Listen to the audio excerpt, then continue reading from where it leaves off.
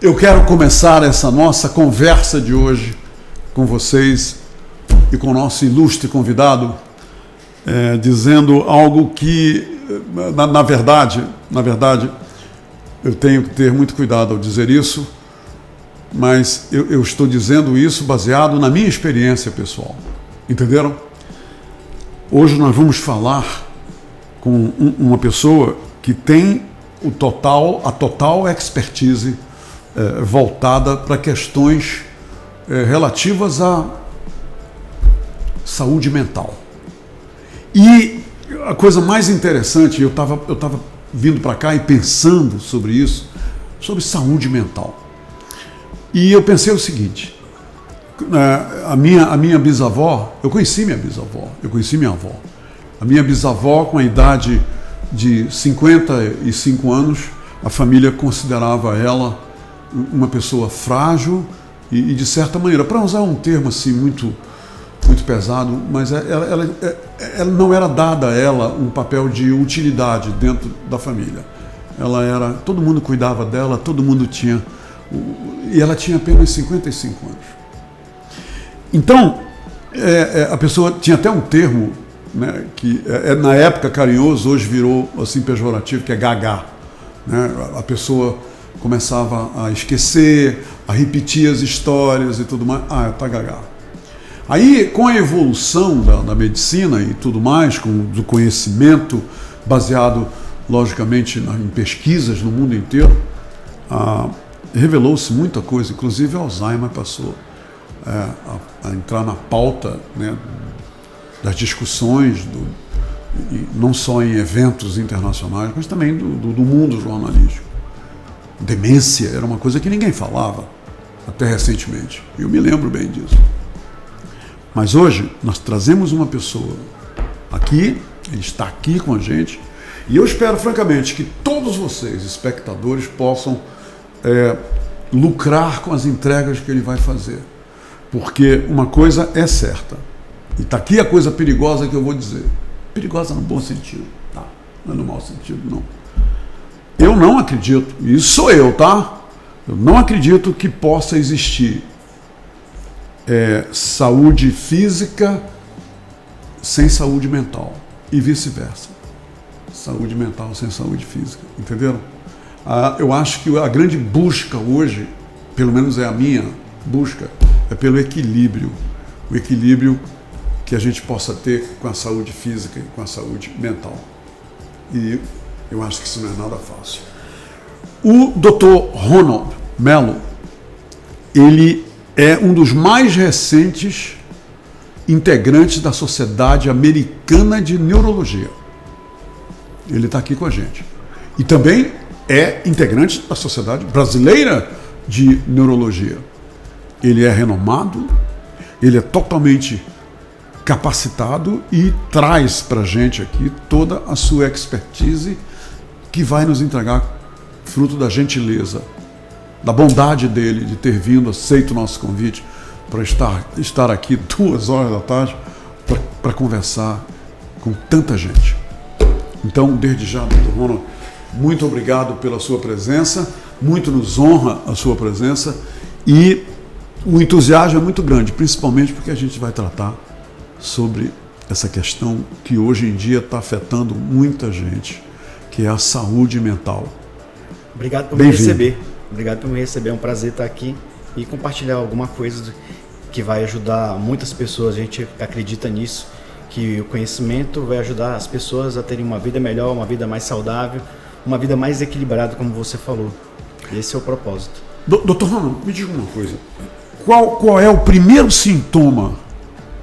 E essa pergunta não é minha, mas Humberto pergunta dele qual é o primeiro sintoma que as pessoas deveriam atentar dentro da família para que uma pessoa está começando a perder a saúde mental. Os primeiros sintomas para você perceber que a pessoa está num processo de declínio cognitivo, ou seja, com a memória afetada, seriam aqueles esquecimentos que a gente diz que é usual, né? Esquecer a chave, ou sair de um cômodo para o outro, ia fazer alguma coisa, chegar lá, não saber o que fazer. Isso de forma repetitiva, não só uma ocasião episódica, né? Mas isso pode acontecer em qualquer idade ou só com pessoas com mais de 50 anos, mais de 60? Não, hoje em dia, a maioria dos meus pacientes entre 20 até 60, até 80 anos, para você ter uma ideia, no meu consultório, essa queixa de problema de memória, de cada 100 pessoas que vêm com essa queixa entre 20 e 80 anos, a maior parte está entre 20 e 50 anos. De cada 100 pessoas, 60 pessoas estão nessa faixa etária.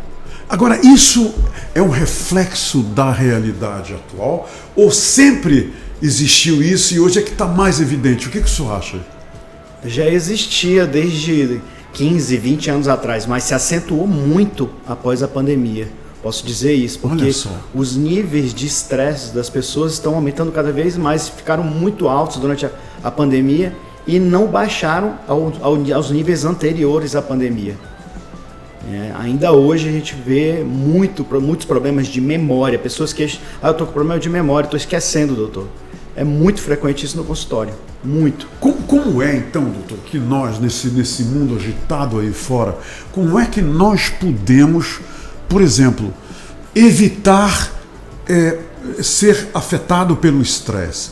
Ou como é que nós podemos, se existe isso, é possível você dominar o estresse, quer dizer, você domar o estresse como algo que você possa suportar? Porque o estresse está aí a todo momento, não é, doutor? O estresse faz parte da nossa vida, né? E tem momentos que você tem mais fatores estressantes, tem momentos que menos, né? O mais importante, na minha opinião, que a gente precisa fazer, que é simples, mas não é fácil, é administrar bem o estresse. E como você administra bem o estresse? A primeira coisa a fazer é separar as coisas que você tem controle das coisas que você não tem controle. Você pode dar um exemplo dessas coisas, professor? Por exemplo, eu estava um pouco... antes de vir para cá, estava ansioso porque eu nunca tinha vindo aqui. Estava preocupado de chegar na hora, né? De poder chegar na hora e poder encontrar o lugar aqui que eu nunca tinha estado. E aí o que eu fiz? Eu saí de casa uma hora antes. Saí de casa uma hora antes porque eu queria que qualquer coisa que pudesse acontecer, eu estar preparado para me organizar e chegar aqui na hora. Isso é uma maneira de controlar, dominar o estresse, então? Sim. E evitar também o impacto do estresse na gente, doutor? Também. Pelo menos para mim funciona muito bem. Sim. Eu fiquei mais tranquilo, cheguei aqui com bastante antecedência, tive tempo de me preparar, dar uma respirada tranquila, não cheguei atrasado, não aconteceu nenhum problema no caminho, mas se tivesse acontecido, mesmo assim eu teria chegado na hora. Doutor Ronald, me diga uma coisa, existe uma questão hoje, e eu vou agora me debruçar sobre as redes sociais, pessoas, por exemplo, eu vi agora uma filmagem de uma garota que queria que a mãe comprasse um celular para ela, um celular não sei o quê, e criando um escândalo ímpar publicamente. Me diga uma coisa, a rede social mal usada, a rede social usada para você obter like, a rede social é para mostrar o que você é ou o que você não é, pode ser um motivo das pessoas, de denotar que as pessoas estão perdendo o controle na questão do equilíbrio mental? Na minha opinião, sim. A rede social, você precisa ter maturidade para poder usar a rede social. Na minha opinião, menores de 14 anos assim, não deveriam ter rede social. Essa é uma opinião minha, né? Pode ser polêmica, né? E tal. Mas, na minha opinião, crianças menores de 14 anos vão ter muita dificuldade para lidar com isso daí. E o senhor diz isso por quê? Por que o senhor acha isso? Eu digo isso exatamente por tudo que a gente está vendo aí. As crianças, os adolescentes, eles não têm um preparo para, por exemplo, receber críticas, por exemplo. Você recebe críticas e aí ele não sabe lidar bem com isso daí, não sabe administrar isso. Me diga uma coisa, por exemplo,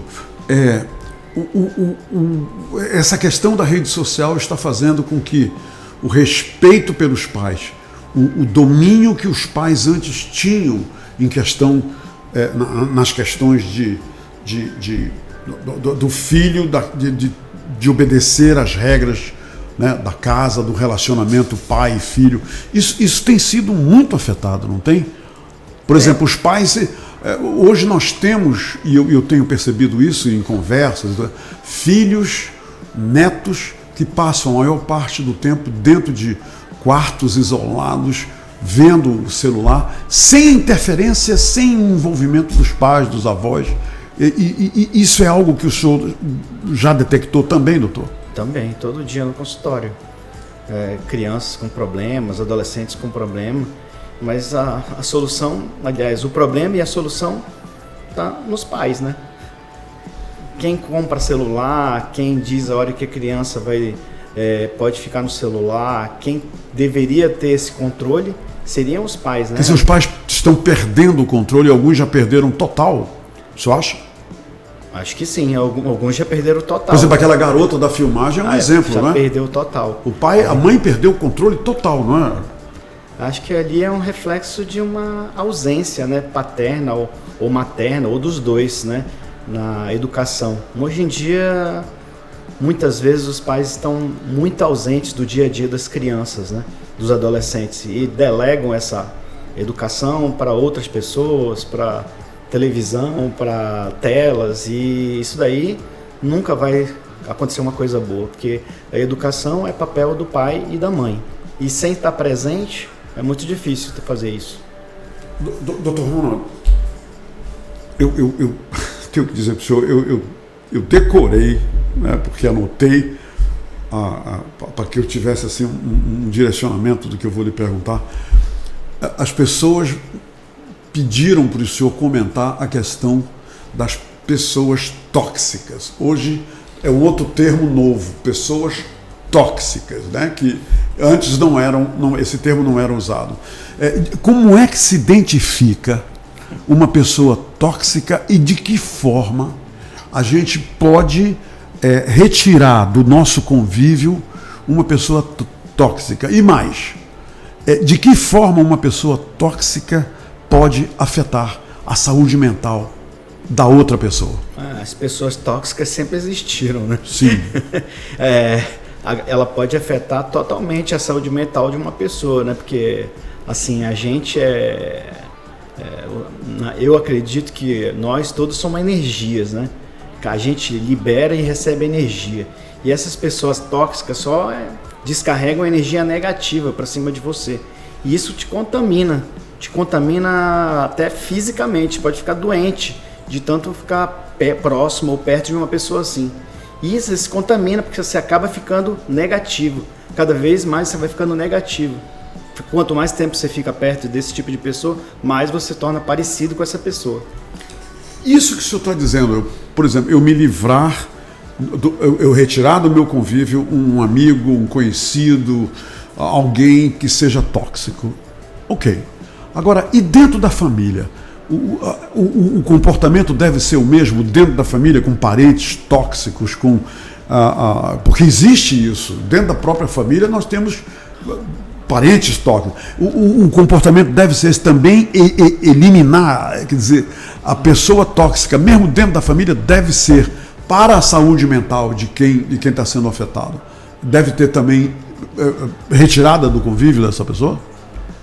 Se você chegar a um ponto que você vê que você, por exemplo, se não fosse sua mulher, o seu esposo ou seus filhos, acredito que sim. Se você fez um esforço, se você já chegou com a pessoa, conversou com ela, já disse como você se sente, o que é que ela faz que deixa você se sentir mal e ela continua repetindo isso aí, acho que sim. Não tem outra alternativa. Como é que o senhor, no consultório, como é que o senhor recomenda, o que o senhor recomenda a pessoas que chegam com o senhor afetadas pela toxicidade de outras pessoas, com desequilíbrio mental devido a situações inerentes a ocorrências dentro da sua vida? Como é que o senhor lida com isso dentro do seu consultório? Olha, a primeira coisa, eu recomendo um acompanhamento de outros profissionais também, que acho que esse é um problema que não é só do neurologista, né? Eu acho que é importante o acompanhamento com o psicólogo, com o psiquiatra também, para avaliar condições que podem estar afetando essa própria pessoa, do ponto de vista psíquico, né? Psicológico e psiquiátrico.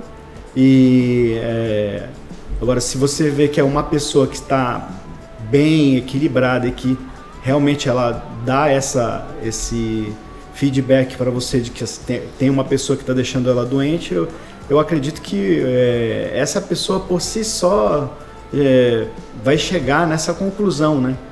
Que essa pessoa não pode ficar no convívio dela. Qual é, então, doutor, já que o senhor falou que, né, tem o psicólogo, tem outros profissionais, qual é o papel inerente ao neurologista? Qual é o papel, de que forma o neurologista cumpre o seu papel? A missão do neurologista qual é? A missão do neurologista é avaliar o paciente de uma forma global, uma forma funcional, integrativa, tanto da parte das doenças neurológicas, e se ele detectar que tem algum problema psicológico ou psiquiátrico, destinar esse paciente... Quer dizer, o primeiro contato do paciente é com o neurologista e o senhor, no caso, seria o que? O encaminhador para o psicólogo e para o psiquiatra? É assim que... Em geral, os pacientes vêm antes para o neurologista, antes de irem para o psiquiatra, né? Muitas vezes até por um problema de preconceito, né? De não querer precisar do profissional psiquiatra, que muitas vezes é erroneamente visto como alguém que trata pessoas malucas, né? Estão loucas. Loucas, né? Mas o psiquiatra é muito mais do que isso, né? O psicólogo é muito mais do que isso. O neurologista vai descartar qualquer problema físico, né? Qualquer problema da parte neurológica, Sim. Doenças neurológicas que podem também afetar o humor, né? Dessa pessoa também.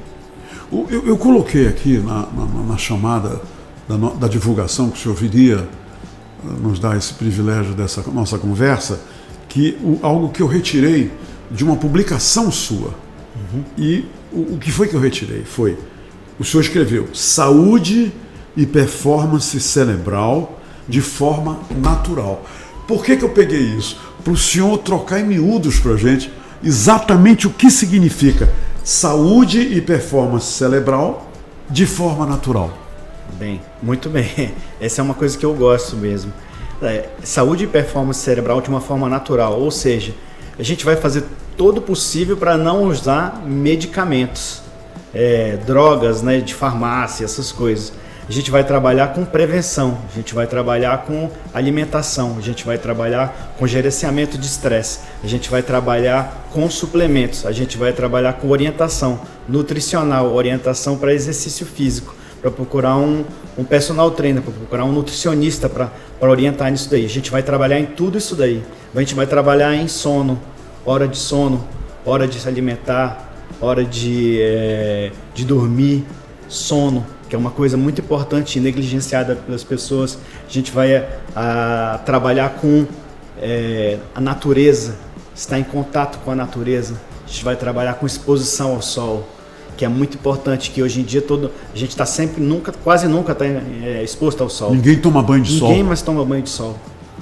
É quase proibido isso. O senhor falou aí, agora sim, me diga uma coisa. A questão do sono. Eu tenho amigos que hoje estão sofrendo por causa de insônia. Eu tenho um amigo agora que diz, Humberto, dá 3 horas da manhã eu acordo e é um sofrimento, porque eu não consigo mais dormir. A questão do sono é quantas horas... Eu sei que o bebê dorme mais do que o idoso, dorme mais do que o adulto, e o adulto dorme menos do que o idoso. O senhor me corrija aí, que são aprendizados populares. Me diga uma coisa, para o bebê, para o adulto e para o idoso, existe uma regra inquebrantável para ele usar o sono como uma fonte de recuperação de energia? Sim, o sono é essencial para tudo da nossa vida, né? Se você não dorme bem, já tem trabalhos que mostram, se você não dorme bem, você ganha peso. Se Se você não dorme bem, você não tem performance física, você não tem força para levantar peso tanto quanto uma pessoa que dorme bem. Se você não dorme bem, você não tem velocidade de processamento de informação. Você vai fazer um teste da mesma pessoa, uma dorme bem, outra não dorme bem. A pessoa que não dorme bem, lógico, as duas na mesma condição de conhecimento. Sim, a que sim. dorme bem vai ser muito superior à que não dorme bem. O senhor faz testes nessas pessoas, se elas dormem bem ou não? Ou elas declaram para o senhor de que forma elas dormem e o senhor então faz a sua análise? A maioria já declara mesmo.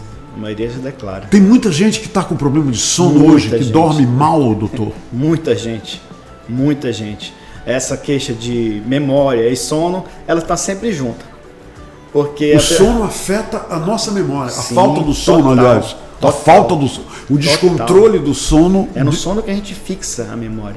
Você aprende durante o dia e à noite você fixa a informação que você leu, que você aprendeu durante o dia. Se você não dorme, você não fixa a informação. Uma vez a minha mãe disse, os bebês, falou para mim, os bebês quando dormem crescem. Então, procede isso? Isso é verdade? Total, os bebês quando dormem crescem, porque durante o sono é liberado o hormônio do crescimento, chamado de GH. Durante o sono? E durante o sono, só durante o sono. Se eu não dormir, não cresce. Qual é para um homem adulto até 40 anos, qual é realmente, obrigatoriamente, o número de horas que um homem adulto, para gozar de saúde e mental, inclusive, quantas horas de sono ele precisa, doutor? Olha, varia de pessoa para pessoa isso, mas um mínimo de 7 horas, de 6 até 8 horas, uma média de 7. Direto, né, doutor?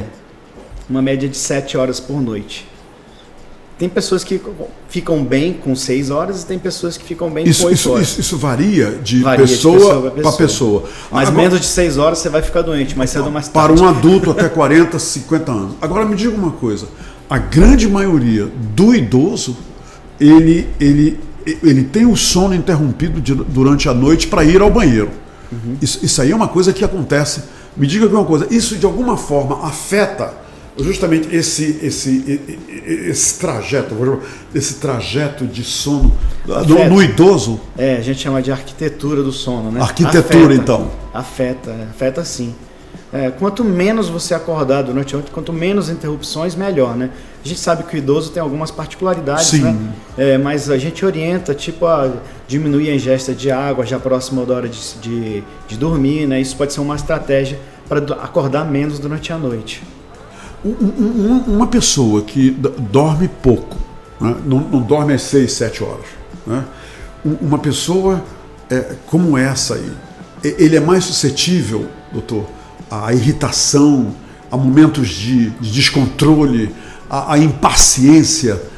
Isso pode ser uma causa disso tudo, doutor? Total. A pessoa que não dorme, ela vai ser mais irritada, vai ser mais mal-humorada, vai ter menos paciência, vai ter menos capacidade de concentração, menos foco, memória vai estar ruim, ela vai ter mais dificuldade de aprender e de também tirar conclusões, interpretação de texto, vai ter mais dificuldade também.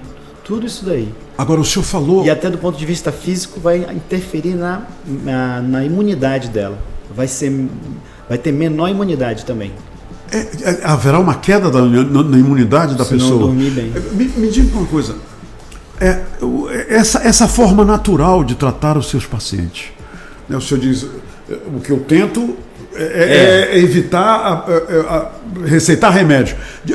O que o senhor usa como suporte natural para esses pacientes que durante um período da sua vida estavam usando remédios, por exemplo, remédio para dormir?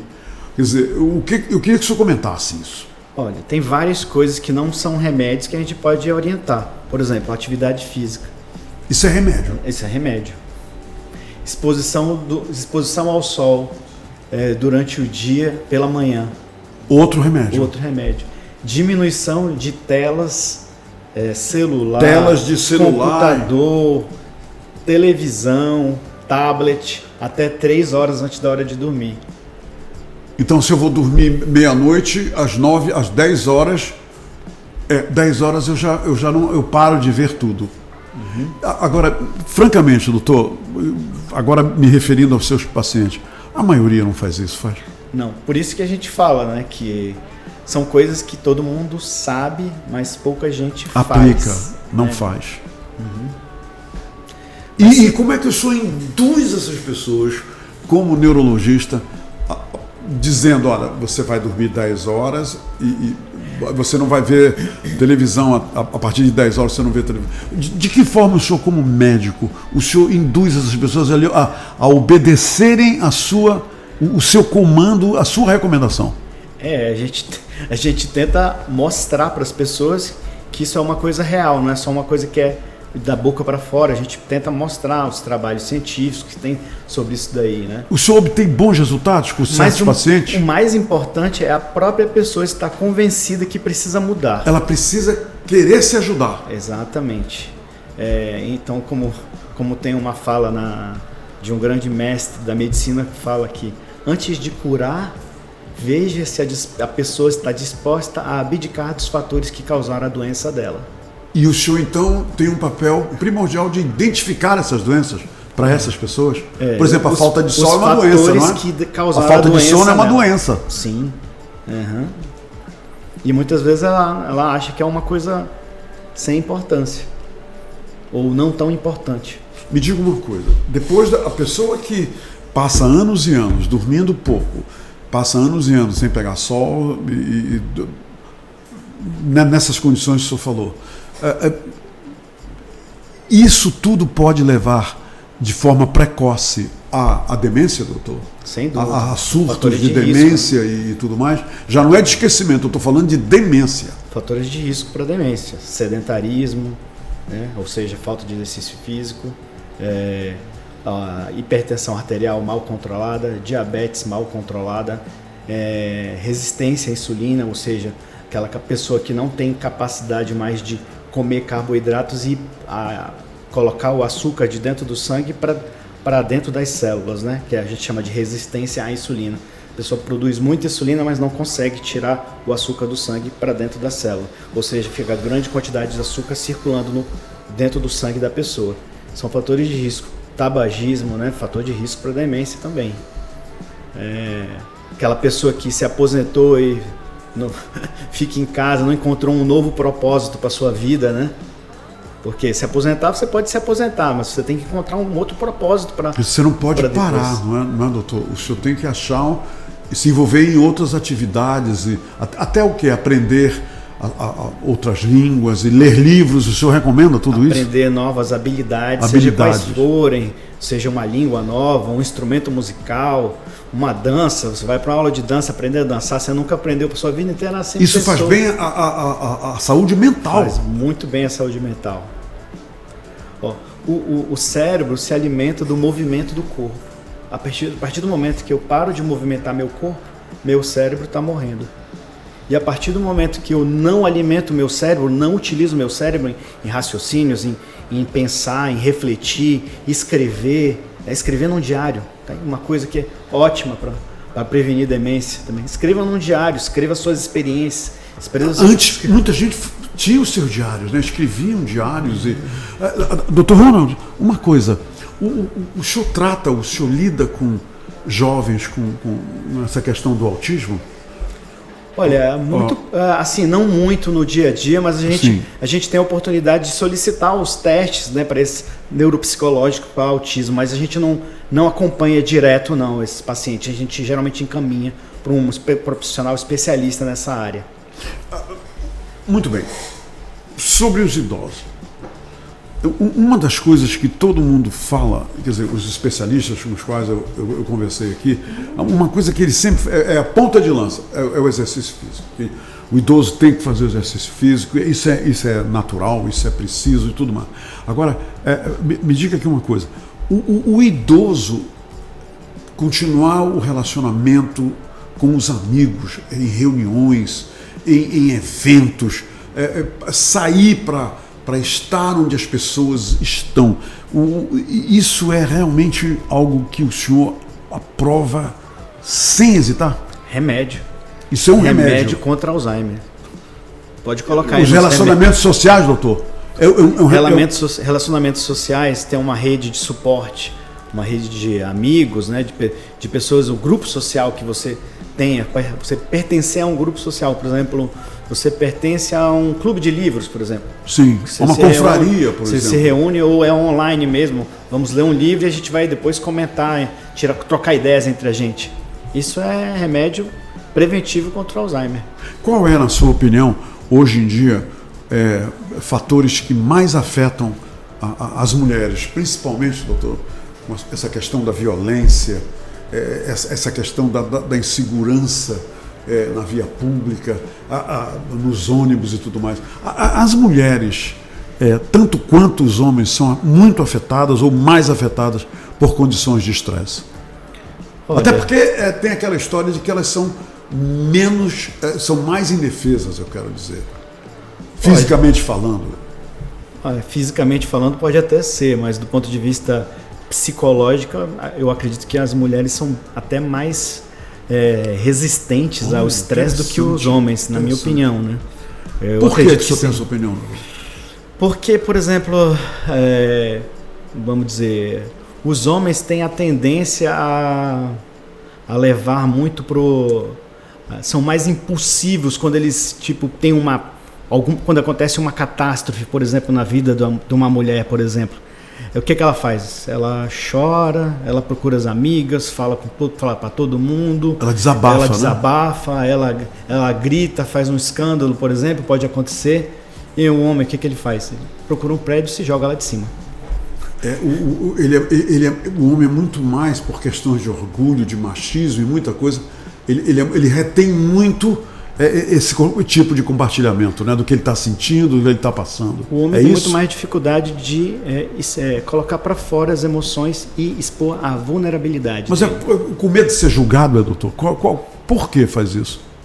Porque muitos de nós, né, fomos criados ainda, né, essa geração aqui de 50, 40, eu acho até, foi criada de uma forma que o homem tem que ser forte, que o homem tem que... Aquela história do homem não chora? Que o homem não chora, não é? O homem não chora, o homem não pode demonstrar fraqueza, né? E assim, isso daí coloca uma pressão muito grande na pessoa, né? No homem, né? Então, eu acredito que por essa razão o homem tem mais dificuldade de expressar as emoções e não tendo canais de expressar emoções, essas emoções ficam represadas e emoções represadas são um convite para um desastre. Doutor Rona, questão de bullying. Nós temos jovens que já se suicidaram por causa de bullying e adultos que entram em depressão em função de algo que alguém disse sobre eles, da opinião que foi emitida sobre eles. Me diga uma coisa, se mais pessoas admitissem o seguinte: o que você acha de mim, o que você fala mal de mim, o que você transmite para os outros, fruto da sua opinião a meu respeito, é problema seu e não meu. Isso seria uma saída para você não lidar com consequências daquilo que as outras pessoas inventam ou falam de você para os outros? Acho que a gente pode... Quer dizer, quem fala mal de mim, etc., o problema é teu falar mal de mim. A gente pode separar aqui crianças e adolescentes de adultos, né? Sim, claro. Por exemplo, o bullying em criança e adolescente é uma questão diferente, na minha opinião, né? É uma questão séria e grave mesmo, e que os profissionais da educação têm que estar atento, o pai tem que estar atento ao seu filho que mudou de comportamento, que está triste, que chega em casa diferente. E que tem a ver também até com essas crianças que não sabem se defender, não é isso, doutor? Também. E também teve um pai que está alerta, olhando seu filho, o que está acontecendo com ele, conversando com ele, vendo como é que estão, olhando na cara dele, vendo como é que está o bem-estar dele emocional, né?